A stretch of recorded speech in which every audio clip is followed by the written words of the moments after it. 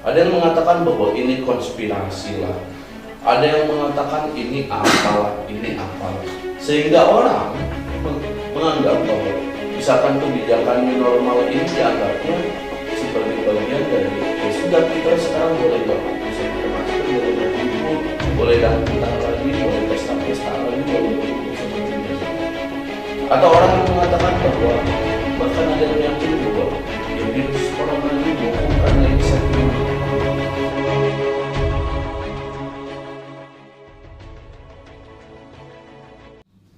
Lalu setelah tadi kita membicarakan tentang COVID, dampak, pola-pola, nah sekarang kita kan new normal gitu. Sebenarnya saya sendiri agak kebingungan ketika mendengar istilah new normal karena old normalnya itu seperti apa dan kita harus mengikuti istilah yang disebut new normal atau kebiasaan-kebiasaan baru yang mana mal-mal sudah dibuka, pasar sudah dibuka, khususnya di Purwakarta ya. Masyarakat sudah mulai bisa berkumpul dengan jarak dan yang bikin saya kaget minggu-minggu sekarang karena mungkin sudah mendengar bahwa Purwakarta tidak memiliki pasien yang positif. Masyarakat ramai-ramai membuka masker ya. Jadi yang pakai masker itu enggak sebanyak minggu-minggu sebelumnya. Sekarang udah mulai pada lepas maskernya. Terus sudah mulai nongkrong-nongkrong di pinggir warung gitu. Nah, new normal ini kan artinya dilihat dari data perkembangan pasien COVID yang bertambah di Indonesia itu tidak seolah-olah pemerintah masyarakat menganggapnya sudah aman gitu kan, sudah tidak apa-apa gitu. Padahal semakin hari data semakin bertambah, semakin naik, yang meninggal juga semakin bertambah gitu. New normal ini seolah istilah lain dari corona ini sudah tidak ada, padahal masih bergentayangan di mana-mana. Atau jangan-jangan virus ini masih ada di masyarakat, cuman belum terdeteksi. Nah, takutnya kan seperti itu. Nah, untuk menyikapi new normal seperti itu sih akan gimana sih, khususnya yang ada di Purwakarta? Gini loh ya, persoalan istilah yang terlalu jauh dari kenyataan. Inilah yang mengakibatkan kita bangsa Indonesia seringkali dijebakkan dengan istilah. Dahulu sempat sekali kita diramaikan dengan perubahan bahasa ketika pihak keamanan melakukan penangkapan, dirubah menjadi diamankan. Orang ditangkap dirubah menjadi diamankan. Nah, perubahan-perubahan istilah tersebut yang tanpa memberikan pemahaman definisi pada akhirnya menjadi tafsir. Kita kalau misalkan persoalan perubahan habit, ini new normal dan old normal ini sebenarnya persoalan habit, kebiasaan. Jadi dulu sebelum revolusi industri ini ada, semua orang melakukan segala sesuatu secara manual dengan bantuan potensi yang ada dalam dirinya. Tapi setelah revolusi industri, apa yang kita kreasikan itu kita bisa dibantu oleh mesin-mesin. Ketika revolusi teknologi itu terjadi, ada komputasi di sana, terus ada gadget-gadget yang hadir di hadapan kita. Ada perubahan yang tidak disebut new normal, padahal itu sangat new normal. Ketika dulu biasanya kita berkumpul dengan keluarga, kita akan ngobrol, bercanda, kita akan ketawa-ketawa, kita akan saling bully dan lain sebagainya. Tetapi hari ini ketika kita mengumpul dengan keluarga, semua orang memegang gadget, kita tidak ada yang bersapa antara satu dengan yang lain. Nah, itulah persoalan perubahan habit. Sesungguhnya kita sudah mengalami beberapa kali perubahan itu. dan kita anggap itu sebagai sebuah kenormalan, karena itu menjadi sebuah perubahan yang masif. Kita seringkali ketika berkumpul dengan teman-teman lalu tidak bertegur sapa padahal berjanjian, misalkan di kafe kita, oh janjian kita ketemu dan lain sebagainya. Tapi ketika sudah ketemu kita masing-masing pegang gadget, ya. Itu adalah sebuah kenormalan baru yang harus kita terima mau tidak mau. Itu adalah ekses akibat daripada perkembangan teknologi. Hari ini kita mengalami perubahan yang baru. Apa perubahan yang baru itu? Itu terkait dengan protokoler kesehatan. Bahwa setiap orang hari ini harus menanamkan dalam dirinya sebuah kebiasaan baru, bahwa dia harus memakai protokol kesehatan ketika dia akan keluar atau berada di dalam rumah. Protokol kesehatan itu sudah diwartakan, sudah disebarluaskan, dan harus menjadi kebiasaan baru bagi manusia Indonesia terutama atau masyarakat Purwakarta. Inilah yang disebut dengan new normal. Orang hari ini akan terbiasa ketika dia kemana-mana membawa masker. Orang hari ini akan dianggap terbiasa ketika dia kemana-mana membawa hand sanitizer. Orang hari ini akan terbiasa ketika dia pulang dari manapun, dia akan mencuci tangan, dia akan berganti baju, bahkan mandi sebelum dia ketemu dengan keluarganya di rumah. Itu adalah sebuah kenormalan baru yang harus kita terima berdasarkan kondisi saat ini. Itulah yang disebut dengan new normal. Nah, yang jadi masalah adalah orang tidak mau melakukan kebiasaan baru ini karena dia menganggap bahwa kebiasaan baru ini menghambat mobilitas dan kreativitasnya. Padahal dia tidak sadar bahwa kebiasaan barunya inilah yang bisa menjaga, mungkin melindungi kesehatannya agar tetap fit. Kesananya yang melindungi nyawanya, melindungi kehidupannya, inilah yang tidak disadari oleh masyarakat. Sehingga kita harus menyadarkan masyarakat bahwa new normal ini bukan dalam artian kita harus berubah lalu meninggalkan kebiasaan kita dengan kebiasaan baru yang itu tidak sesuai dengan keinginan kita. Padahal dulu juga ketika kita megang handphone dan lain sebagainya, kita tidak menganggap bahwa ini tidak sesuai dengan diri kita, tapi tetap kita lakukan. Begitupun new normal ini. Protokol kesehatan ini harus tetap kita pakai, harus tetap kita lakukan, dan kita harus menganggap bahwa inilah kebiasaan dan rutinitas baru yang harus kita paksakan lakukan dalam kondisi pandemi. Saya pikir gitu. Padahal zaman dulu itu kan biasanya di depan rumah ada apa ya, semacam teko, gitu kan. Terus kita sebelum masuk cuci tangan dulu, cuci kaki dulu.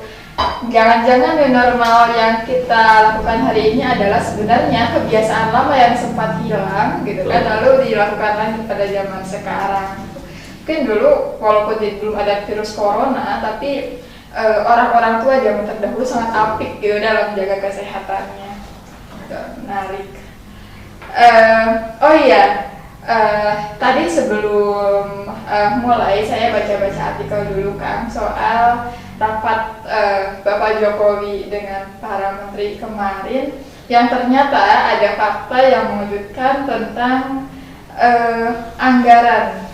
Nah, ternyata anggaran dari jumlah 1,75 triliun itu yang cair atau yang dipakai, yang terserap 1,53% dengan alasan bingung.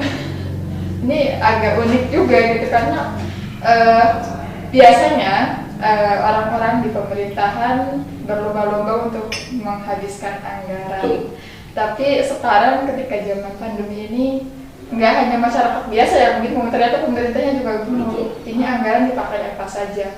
Padahal kalau misalkan sudah disiapkan secara baik, itu pasti terarah nggak hanya untuk kesehatan secara di rumah sakit ya, secara kesehatan di Kemenkes gitu, kesehatan mental dan lain-lain juga seharusnya teralokasikan gitu. Nah, kenapa sih kok bisa sampai bingung gitu kan dengan jumlah anggaran yang sebesar itu. Betul. Jadi gini, negara ini dibangun di atas dasar aturan. Semuanya sudah memiliki aturannya yang jelas, termasuk soal tata kelola pemerintahan yang di dalamnya ada persoalan tata kelola anggaran. Dalam sistem penganggaran di negara kita itu ada beberapa langkah yang memang harus dilakukan, bahwa anggaran tahun ini sesungguhnya adalah anggaran yang direncanakan tahun yang lalu dan diputuskan tahun lalu untuk dilaksanakan hari ini. Apakah tahun lalu kita sudah membayangkan bahwa tahun ini akan ada pandemi? Kan tidak. Jadi misalkan ketika tahun lalu kita menganggarkan untuk membeli alat medis A atau membuat fasilitasi A, karena kita tidak menganggap akan ada pandemi ini, lalu ternyata ada pandemi. Nah, anggaran ini tidak bisa dikeluarkan kalau tidak sesuai peruntukannya. Ada cara, satu cara yang memang dilegalkan oleh aturan yang disebut dengan refocusing anggaran. Artinya bahwa anggaran-anggaran tadi yang peruntukannya di set up tahun lalu itu bisa dirubah dengan sebuah sistem rapat bersama antara beberapa stakeholder, kementerian, terus Bappenas dan Kementerian Keuangan untuk menyepakati anggaran baru terkait dengan perubahan anggaran ini. Misalkan yang tadinya misalkan untuk membeli A, B, C, D, F, kita ganti semuanya untuk menyelesaikan pandemi COVID. Itu bisa. Dan itu harus memerlukan proses itu. Ada 3 stakeholder yang memang harus terlibat. Biasanya disebutnya rapat. Apa itu 3 stakeholder itu? Bappenas, Kementerian, dan Departemen Keuangan, DJA, Dirjen Anggaran. Nah, setelah itu disahkan, dirubah, perubahan itu harus melalui mekanisme pengeluarannya, harus mekanisme internal kementerian. Anggaran A di departemen mana, anggaran B di departemen mana, anggaran C di departemen mana. Siapa ini yang berhak mengeluarkannya dan bagaimana proses biasanya, apakah melalui lelang atau apa segala macam. Nah, proses belibet inilah yang menjadi hambatan pengeluaran anggaran itu yang tidak disikapi oleh birokrasi. Kenapa Pak Jokowi marah? Itu bukan karena persoalan anggaran itu tidak dikeluarkan, tidak bisa dikeluarkan, tapi karena prosesnya yang seharusnya bisa cepat, kenapa masih lama? Ini yang Pak Jokowi marah-marah. Begitupun yang terjadi di Purwakarta. Purwakarta kemarin itu sampai terlambat melakukan refocusing anggaran terkait dengan pandemi ini, yang pada akhirnya dana perimbangan yang dari pemerintah pusat telat turunnya ke Purwakarta. Karena sebagai hukuman, menurut quote-unquote khobar-khobar yang berkembang, karena itu atas menjadi hukuman atas dasar sikap Purwakarta yang telat melakukan refocusing anggaran. Nah, inilah yang terjadi di kita, bahwa keterlambatan pengeluaran anggaran, pemanfaatan anggaran dan lain sebagainya itu karena ada beberapa proses yang harus dilalui, tapi itu tidak dipercepat oleh orang-orang yang kapabel melakukan. Harusnya birokrasi bisa cepat. Refocusing anggaran yang harusnya misalkan biasanya regulernya sekitar 1 atau 2 minggu, 1 hari harus selesai. Dan ini tidak dilakukan. Karena apa? Karena ya terbiasa dengan habit, kebiasaan yang ya biasanya juga kalau refocusing ya prosesnya begini. Terus kalau misalkan harus rapat dengan 3 stakeholder itu ya nunggu. Ini yang satu kadang datang, yang satu enggak dan lain.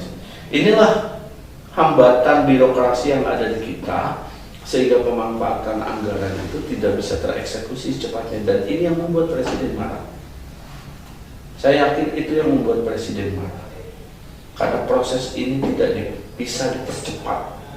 Harusnya ini bisa dipercepat. Makanya bahasa selanjutnya adalah kalau saya perlu mengeluarkan aturan baru, saya keluarkan. Ya karena itu tadi aturannya memang jelimet begitu. Jadi harus melalui proses panjang. Kalau tanpa melalui proses itu kita keluarkan, kita bisa terkena pasal untuk yang bisa menjerat kita secara hukum. Nah inilah proses regulasi yang ada di negara kita. Makanya kenapa Pak Jokowi di awalnya mengatakan bahwa kita jangan sampai terjebak pada urusan aturan yang ada. Karena ini masa yang luar biasa, maka kita harus melakukan usaha yang luar biasa. Nah begitupun di tingkat daerah. Banyak orang yang nggak paham bahwa ini sesuatu yang luar biasa. Mereka nggak sadar bahwa pandemi ini bisa mempengaruhi seluruh elemen kehidupan masyarakat kita, dari mulai ekonomi, politik, sosial, agama, dan lain sebagainya. Ini semuanya sudah terpengaruh, dan kita belum melihat keterpengaruhan ini secara signifikan dalam waktu saat ini. Karena ketika kita sedang melakukan perubahan, hasil perubahan itu akan kelihatan ketika seluruh proses ini sudah selesai, ya kan? Ketika kita mau membuat sesuatu, hasilnya itu setelah semuanya selesai kita ramu menjadi satu. Begitupun output daripada perubahan sosial, ekonomi. Karena ini masih menjadi pandemi, belum selesai, maka perubahannya belum kelihatan. Tapi bahwa ini cukup mempengaruhi dan akan melakukan perubahan dari berbagai macam sektor, inilah yang saya pikir tidak disadari oleh seluruh stakeholder. Bahwa kalau kita tidak mengawal perubahan ini pada jalan yang benar, maka perubahan yang hari diakibatkan oleh pandemi ini itu akan menjurus pada perubahan yang bisa menghancurkan sendi-sendi kehidupan kita. Kalau menurut saya, ya Pak, kan ini menyangkut dengan nyawa manusia ya. Pantesan kemarin itu Bapak Jokowi bilangnya robot, robot itu mungkin karena tidak adanya kerja yang maksimal dalam pengaliran anggaran.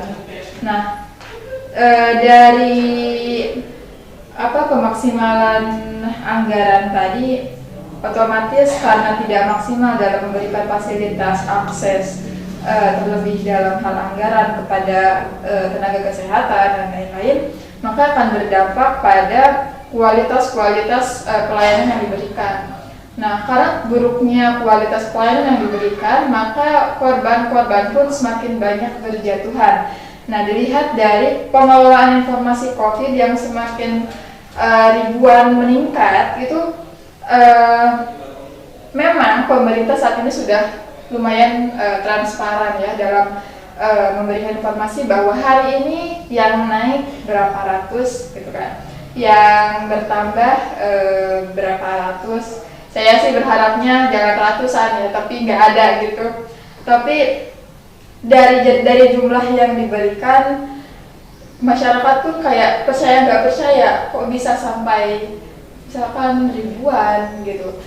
Apa jangan-jangan ini ada manipulasi data pengelolaan informasi. Bahkan saya sempat lihat di beberapa medsos soal apapun penyakitnya gitu yang meninggal itu kondisinya COVID gitu, sehingga itu juga mempengaruhi kenaikan data-data pasien yang terkena COVID gitu. Kabarnya itu juga menjadi salah satu strategi agar rumah sakit mendapatkan bantuan dana yang lebih besar dari pemerintah. Itu sih gosipnya ya Kang ya. Nah, Akang sendiri dalam menanggapi pengelolaan informasi COVID itu bagaimana? Apakah menurut Akang sudah maksimal Apakah kurang transparan? Apa jangan-jangan ada politik terselubung di dalam? Kalau persoalan data yang di launching oleh gugus tugas COVID-19 secara nasional, saya pikir inilah data real tervalid yang bisa mereka ungkapkan ke publik. Karena data itu berdasarkan laporan dari fasilitas kesehatan yang ada di seluruh Indonesia yang dilaporkan secara real time. Jadi saya pikir tidak ada angka manipulatif dan lain sebagainya.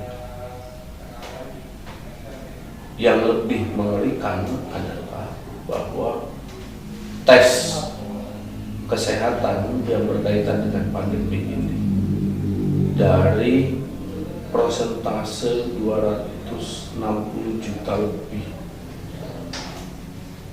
warga negara Republik Indonesia baru dilakukan kurang dari 5 juta tes. Harusnya tes itu minimal 25% dari jumlah penduduk, sehingga sebaran COVID-19 ini bisa terdeteksi secara maksimal. Nah, hari ini sesungguhnya kita hampir menyentuh pada level di mana yang positif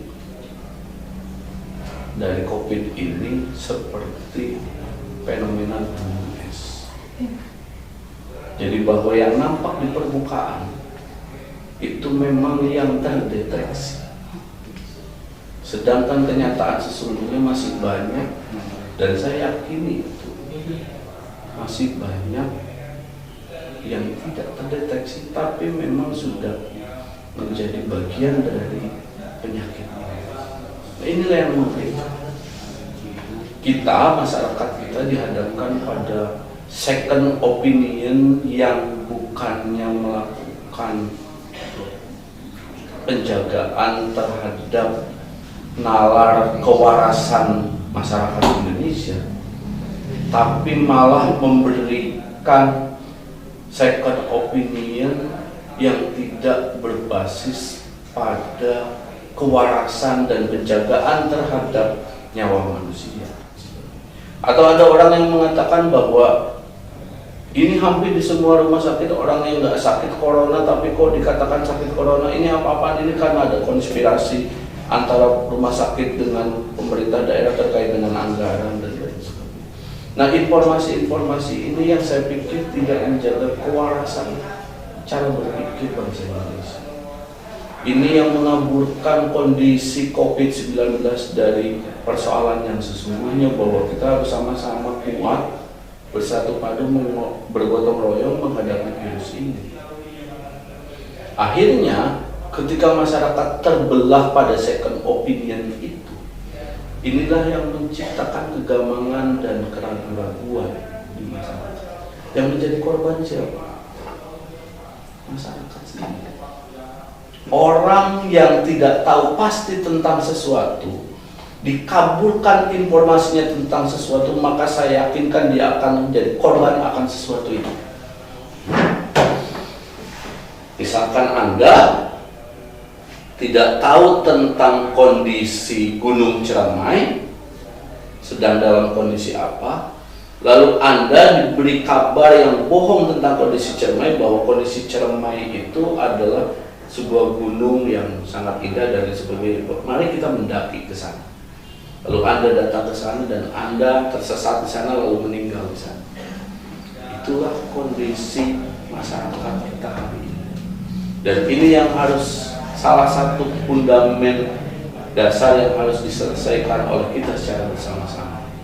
Dengan saling menguatkan, minimal di keluarga kita, di lingkungan sekitar kita, di handai kaulan kita.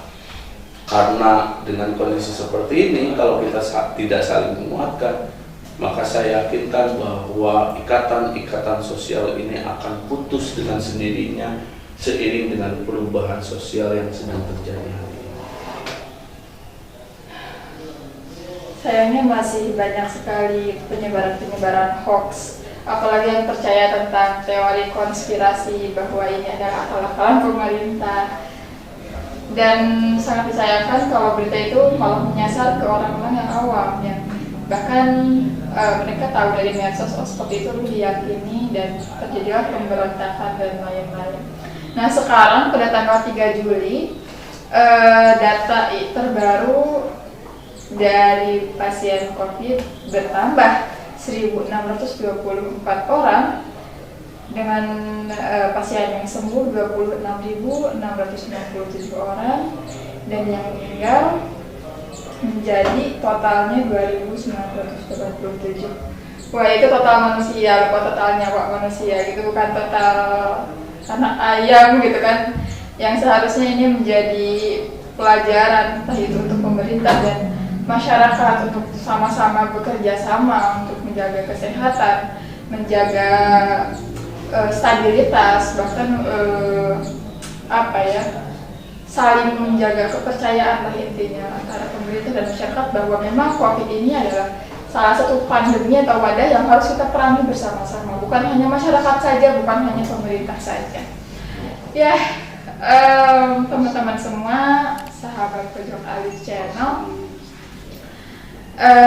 tadi sudah seru sekali kita membahas tentang pola-pola pemerintah dalam menghadapi COVID, lalu dampak-dampak, dan kita juga tadi berbicara tentang transparansi anggaran dan lain-lain. Ini sangat seru sekali karena bagi teman-teman yang khususnya di Purwakarta yang tidak punya akses dalam menyikap berita sebenarnya gimana sih Purwakarta menyikapi kasus seperti ini gitu kan, ataukah apakah sekarang udah mulai bisa keluar tanpa pakai masker? Pada kenyataannya kita memang harus masih pakai masker karena itu masih protokol kesehatan yang berlaku gitu.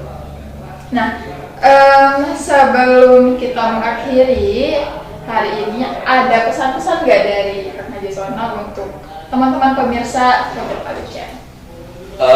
Closing statement saya sederhana. Kita tidak bisa berserah diri kepada pemerintah sebagai pembuat regulasi dan fasilitator bagi rakyatnya. Kita tidak bisa berserah diri menyerahkan unsur kesehatan kita kepada tenaga-tenaga medis dan fasilitas-fasilitas medis yang ada hari ini. Dan ternyata kita juga tidak bisa menyerahkan diri terkait dengan kehidupan kita dengan diri kita sendiri. Kita tidak bisa merasa bahwa kita paling kuat, kita paling hebat, dan kita tidak bisa terkontaminasi.